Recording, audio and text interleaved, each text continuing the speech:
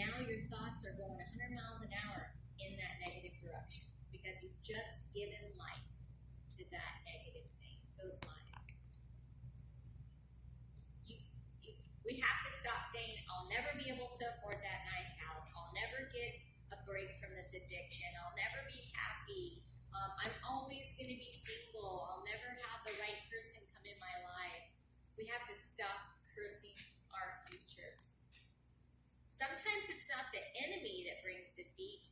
It is us by the words we're saying over our life, our future, our family, our health. So have you been blessing your life or cursing it? Have you been paying attention to your words? So, I've always wanted to live at the beach, and I have declared it for years, even really before I even got a hold of the Word of God in a way of declaring and confessing.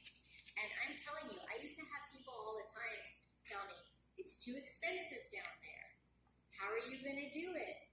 You're single. What are you going to do about this? How are you going to have a job to live down there? Like so many people, you'll notice when you start saying things that you really want for your future, people that are stuck will be trying to stop you from moving forward. I would say, I'll make different changes. I'll prioritize things. But I would continually walk around, I live at the beach. I live at the beach.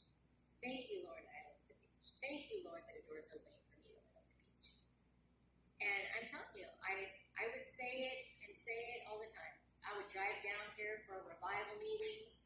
I would say, thank you, Lord, that I have a place at the beach. I would go to Newport. Thank you, Lord, I have a place at the beach. I would come to Huntington. Thank you, Lord, I have a place at the beach. I would come down here just to go to the beach. Thank you, Lord, I have a place at the beach. I would say it rainy days at home. Thank you, Lord, I would say it all the time. And people would say, you just love the beach out here. I'm going to have a place at the beach. You watch. Where do I live? At the beach. Your words will come to fruition.